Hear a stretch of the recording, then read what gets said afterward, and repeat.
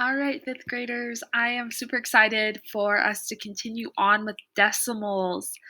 So, we have been learning about decimal place value every day. Now, today we're going to be learning about some different ways to write decimals. So, by the end of this week, my goal and my hope is that all of you can identify place values of decimals first and foremost, and you know how to write a decimal in 3 different ways. So today in this video, I'm going to go over the 3 different ways to draw or to write a decimal. So we're going to do 1 or 2 examples together, and then I'm going to go over your assignment as a class today as well. So first way to write a decimal is in something that is called standard form. So standard form is pretty basic. Standard form is just, let's see here. Sorry, fifth graders, it's taking me forever and ever to write. Okay, standard form is just the normal way you see a number written, just with the numbers in the different places. So for example, I'm going to give you an example without a decimal, and then we're going to do some examples with a decimal. So a standard form number might be 1,209. Pretty easy. That's a standard form of a number. That's how we always write numbers. Now, in a decimal, so this is a whole number, and then maybe a decimal, a standard form might be 34.98 hundredths. So that's a decimal example of standard form. You have the whole numbers, you have the decimal point, and then you have the decimal places. So that is standard form. The second way that we can write a number, fifth graders, is in words. So this is typically the one that people dislike the most just because it's a lot of work. We have to write out the numbers and we have to know how to say each number. So first, if I can say the number, I can write it. So I'm going to practice saying the number. The first number, I would say it as 1,209.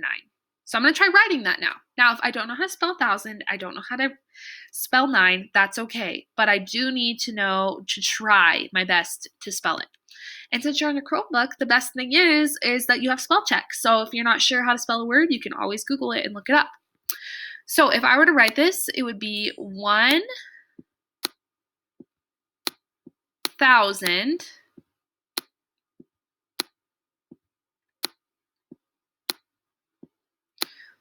and it's really hard for me to type on, or to draw like this on the Chromebook.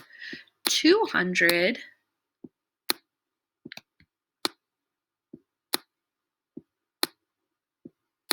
and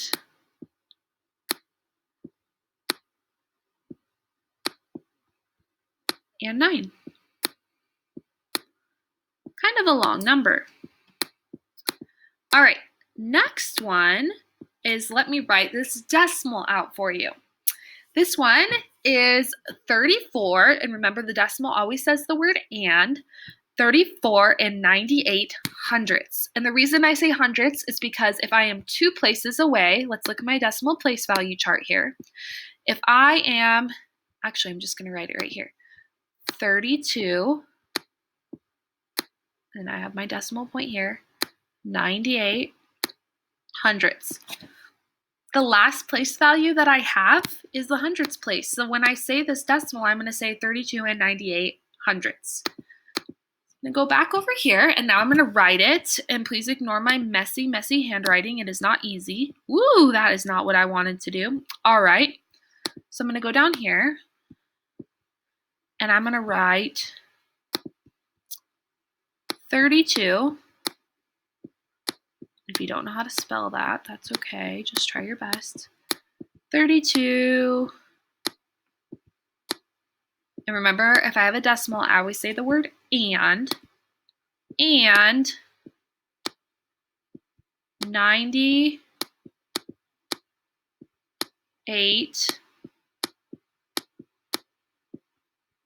hundredths.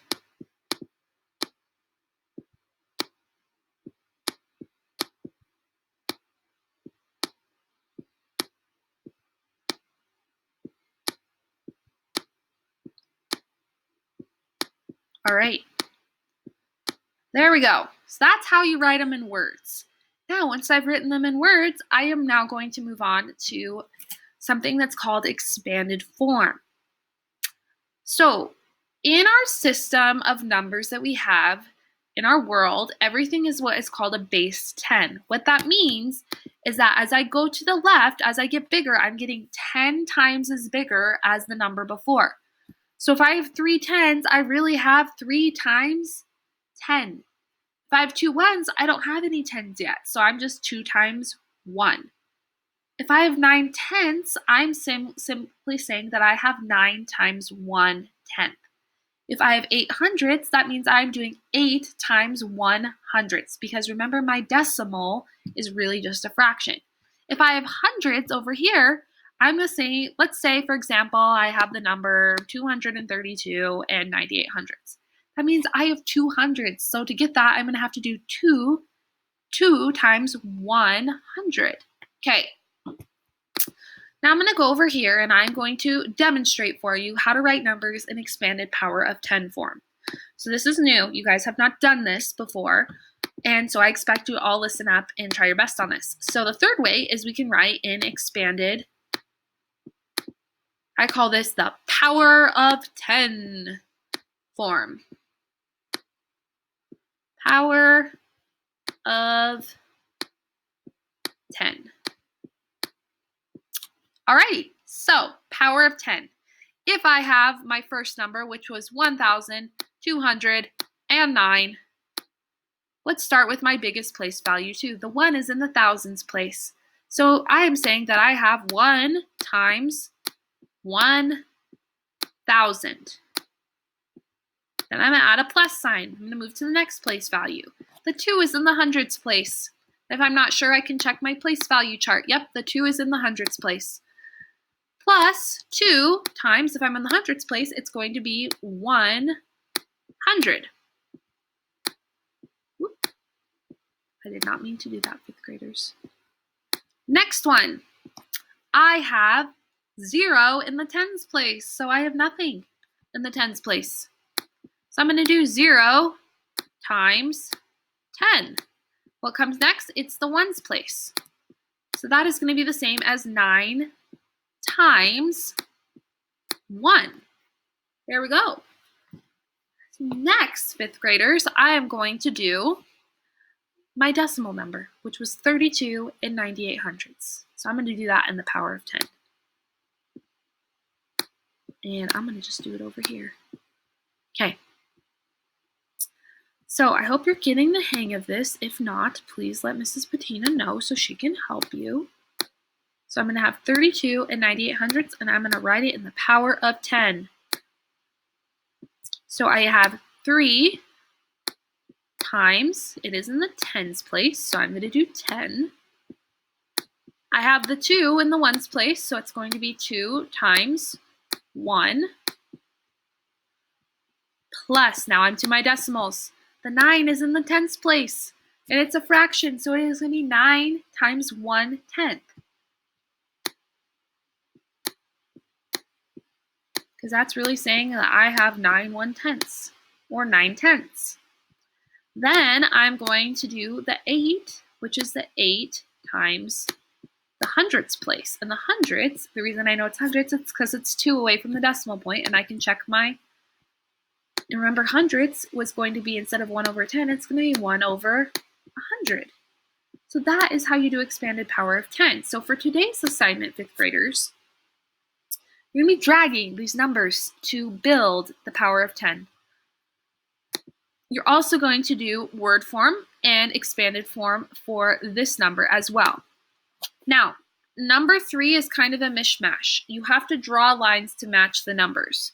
So if those of you that are unfamiliar with how to draw a line, you're going to use the line tool. So for example, I'm going to go like that up here and click the line. And I'm going to match, and I'll give you the first one. So I know this is 7 and 62 thousandths. So I'm going to try and figure out which one is 7 and 62 thousandths. And if I look, I found it in word form down here. There we go. So the first one's done for you. Now you have to do the rest by using your line tool up here. Thank you for staying for my very long video. It is great to be teaching math to you. And we'll be doing this bunches and bunches as a class on Google Meets as well. So if you're not understanding, meet with me. I'd love to help you.